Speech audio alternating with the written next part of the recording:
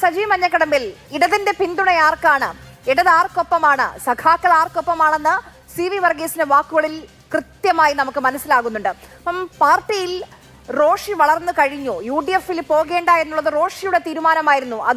അത് നടപ്പാക്കാൻ കഴിഞ്ഞു. ആ രീതിയിൽ വളരാൻ എങ്ങനെയാണ് റോഷിക്ക് കഴിഞ്ഞത്? അതാണ് ആർക്കും ബോധ്യപ്പെടാത്തത്. ഈ പറഞ്ഞ പോലെ പാർട്ടി സംസ്ഥാന കമ്മിറ്റി കൂടി തീരുമാനമെടുക്കുന്നതിന് മുമ്പ് റോഷി അഗസ്റ്റിൻ്റെ ഫേസ്ബുക്ക് പോസ്റ്റ് വന്നുവെന്ന് ആര്യ സൂചിപ്പിക്കുകയുണ്ടായി. എങ്ങനെ ഇട്ടു, ആര് പറഞ്ഞിട്ടിട്ടു? അതോടൊപ്പം തന്നെ അദ്ദേഹത്തെ അനുകൂലിച്ചുകൊണ്ട് മറ്റൊരു MLA ഇട്ടു. അപ്പോൾ ഇത് പാർട്ടിയെ മറികടന്നുകൊണ്ട് താനാണ് പാർട്ടി എന്ന് വരുത്തി തീർക്കാൻ വേണ്ടിയുള്ള റോഷിയുടെ ശ്രമത്തിൻ്റെ ഭാഗമാണ്. ഇപ്പോൾ ഇവിടെ CV വർഗീസിൻ്റെ വാക്കുകൾ നമ്മൾ കേട്ടു. റോഷി അത്തരത്തിലുള്ള നിലപാടെടുത്തതുകൊണ്ടാണ് ഇടതുപക്ഷ ജനാധിപത്യ മുന്നണിയിൽ നിന്നും ആ പാർട്ടി വിട്ടുപോകാത്തത്. അതുകൊണ്ട് റോഷിയെ നമുക്ക് ജയിപ്പിക്കണം, എന്തു വില കൊടുത്ത് റോഷിയെ നമുക്ക് ജയിപ്പിക്കണം എന്നാണ് പറഞ്ഞത്. ശ്രീ റോഷി അഗസ്റ്റിനും അതറിയാം. അവിടെ റോഷിയെ വിജയിപ്പിക്കാനായി CPM ശക്തമായിട്ട് ഇറങ്ങും, പക്ഷേ പാലായിൽ ജോസ് കെ മാണി വിജയിപ്പിക്കാനായിട്ട് ഇറങ്ങില്ല എന്ന് റോഷി അഗസ്റ്റിനും അറിയാം. കഴിഞ്ഞ തെരഞ്ഞെടുപ്പിൽ എനിക്ക് നേരിട്ട് ബോധ്യമുള്ളതാണ്. ഇല്ലെങ്കിൽ അദ്ദേഹത്തിന് ശ്രീ റോഷി അഗസ്റ്റിൻ്റെ സ്റ്റാഫിലുള്ള ഒരു പയ്യൻ എനിക്കറിയാവുന്നതാണ്, നമ്മുടെ അയൽവാസിയാണ്, ഞാൻ പേരൊന്നും പറയുന്നില്ല, അങ്ങനെ ബുദ്ധിമുട്ടിപ്പിക്കാൻ ആഗ്രഹിക്കുന്നില്ല. നമ്മുടെ നാട്ടിൽ കൂടെയൊക്കെ പറഞ്ഞത് ജോസ് കെ മാണി തോറ്റാലേ റോഷി ചേട്ടന് രക്ഷയുള്ളതെന്നാണ് പറഞ്ഞത്. അപ്പോൾ റോഷിയോടൊപ്പം നിൽക്കുന്ന ആളുകൾ ഇന്ന് സ്റ്റാഫിലുള്ള ആൾ മാത്രമല്ല, റോഷിയുമായി ആത്മബന്ധം ഉള്ള ആളുകളൊക്കെ പറഞ്ഞത് ജോസ് കെ മാണി തോറ്റെങ്കിലേ റോഷി ചേട്ടന് രക്ഷയുള്ളൂ എന്ന് പറഞ്ഞാൽ ജോസ് കെ മാണി തോറ്റാൽ റോഷിക്ക് മന്ത്രിയാകാൻ സാധിക്കുകയുള്ളൂ. അത്തരത്തിലുള്ള ഒരു വൃത്തികെട്ട കളി കഴിഞ്ഞ തവണയും ജോസ് കെ മാണിക്കെതിരെ നടന്നു വന്ന് അദ്ദേഹത്തിന് ഇപ്പോഴും ബോധ്യമില്ല. അതൊക്കെ ഞങ്ങൾക്കൊക്കെ പുറത്തു നിന്ന് കണ്ട ഞങ്ങൾക്കൊക്കെ ബോധ്യമുണ്ട്. പക്ഷേ സഹതാപം തോന്നി അദ്ദേഹത്തെ. ഒന്നുമില്ലെങ്കിലും KM മാണി സാറിൻ്റെ മകനാണല്ലോ. ആ KM മാണി സാറിൻ്റെ മകനെ 25 വർഷം ഇടുക്കിയിലെ MLA ആക്കി ശ്രീ KM മാണി സാറാ.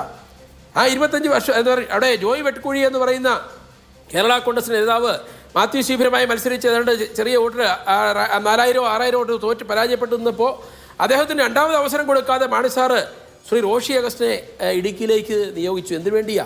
റോഷി അഗസ്റ്റിന് അല്ലെങ്കിൽ പാർട്ടി വിട്ടുപോകും, അല്ലെങ്കിൽ പാലായിൽ പ്രശ്നമുണ്ടാക്കുമെന്നുള്ള ഭയപ്പാട് കൊണ്ട് മാണി സാറ്, അല്ലെങ്കിൽ മാണി സാറിനെ അങ്ങനെ ഭയപ്പെടുത്തിക്കൊണ്ട് അദ്ദേഹം വന്ന് ആ കടുങ്കൈ എന്ന് പറഞ്ഞാൽ ജോയ് വെട്ടിക്കുഴിക്ക് സീറ്റ് കൊടുക്കാതെ റോഷി അഗസ്റ്റിനെ കൊണ്ടുപോയി ഇറക്കി മാണി സാറോട് വിജയിപ്പിച്ചു. ആ 4-5 തവണ വിജയിപ്പിച്ചു. ആ മാണി സാറിൻ്റെ മകനോട് അദ്ദേഹത്തിന് ഇത് ചെയ്തെങ്കിൽ അദ്ദേഹത്തോട് നാളെ കേരള കോൺഗ്രസ്സുകാർ പ്രതികാരം ചോദിക്കും, അല്ലെങ്കിൽ പകരം ചോദിക്കും.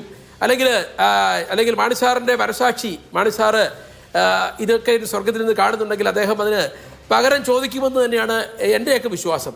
ഞാനൊക്കെ ഓർക്കുന്നു, മാണി സാറ് ജീവിച്ചിരിക്കുന്ന കാലത്തും നിരവധിയായ അല്ലെങ്കിൽ തിക്താനുഭവങ്ങൾ ആ പാർട്ടിക്കകത്തുനിന്നുണ്ടായി. അന്നൊന്നും മാണി സാറിനെതിരെ ഒരു വാക്ക് പോലും ഞാൻ മിണ്ടിയിട്ടില്ല, ഇന്നും മിണ്ടിയിട്ടില്ല. ഞാൻ ആ പാർട്ടി വിട്ടതിന് ശേഷം പോലും ഇന്നേ വരെ മാണി സാറിനെതിരെ ഒരു വാക്ക് പോലും മിണ്ടാത്തത് എന്താണെന്ന് ചോദിച്ചാൽ അദ്ദേഹത്തിന് ഞങ്ങളോടൊക്കെ വാത്സല്യമായിരുന്നു, വിശ്വാസമായിരുന്നു, സ്നേഹമായിരുന്നു. ഞാൻ പറഞ്ഞല്ലോ, അദ്ദേഹത്തിൻ്റെ കരുതലും സ്നേഹവും കൊണ്ട് തന്നെയാണ് ഞാൻ യൂത്ത് ഫണ്ടിൻ്റെ വാർഡ് പ്രസിഡൻ്റായി പ്രവർത്തിച്ച ആൾ, യൂത്ത് ഫണ്ടിൻ്റെ നിയോജകമണ്ഡലം പ്രസിഡന്റ്, ജില്ലാ പ്രസിഡൻ്റായി, അതിനുശേഷം സംസ്ഥാന പ്രസിഡൻ്റായത് മാണി സാറിൻ്റെ മാത്രം താല്പര്യം കൊണ്ടാണ്. അത് ഞാൻ സംസ്ഥാന പ്രസിഡൻ്റായത് അന്ന് പ്രിയപ്പെട്ട നമ്മുടെ ഈ മന്ത്രി ഉൾപ്പെടെയുള്ള പല ആളുകൾക്കും താല്പര്യമില്ലായിരുന്നു, ഇഷ്ടമില്ലായിരുന്നു.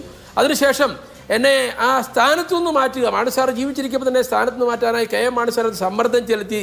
ആ സമ്മർദ്ദം ചെലുത്തിയതോടൊപ്പം പ്രിയപ്പെട്ട എൻ്റെ നേതാവായിട്ട് ജോസ് കെ മാണിയും അന്ന് കൂടി എന്നുള്ളത് എന്നെ സംബന്ധിച്ച് ഇന്നും എനിക്ക് വളരെ ദുഃഖമുണ്ടാക്കുന്ന കാര്യമാണ്.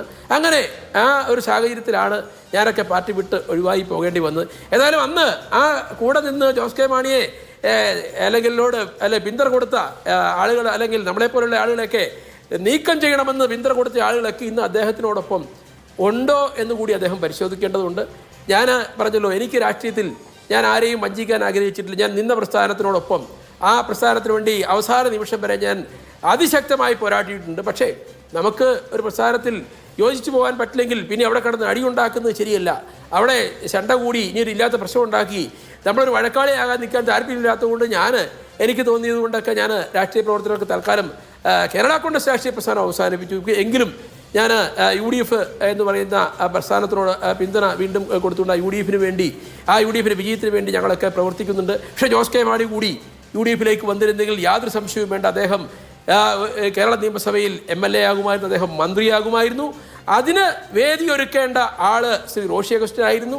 ഇനി റോഷി അഗസ്റ്റിന് എത്ര നഷ്ടം വന്നാലും ആ നഷ്ടം ഏറ്റെടുത്തുകൊണ്ട് മാണി സാറിനെ ഓർത്തായിരുന്നുവെങ്കിൽ, മാണി സാറിനോട് ആത്മാർത്ഥത ഉണ്ടായിരുന്നുവെങ്കിൽ ജോസ് കെ മാണിയുടെ താല്പര്യമെന്തോ അത് സംരക്ഷിക്കുവാനുള്ള ബാധ്യതയും ഉത്തരവാദിത്വവും കടപ്പാടും അദ്ദേഹത്തിന് ഉണ്ടായിരുന്നു.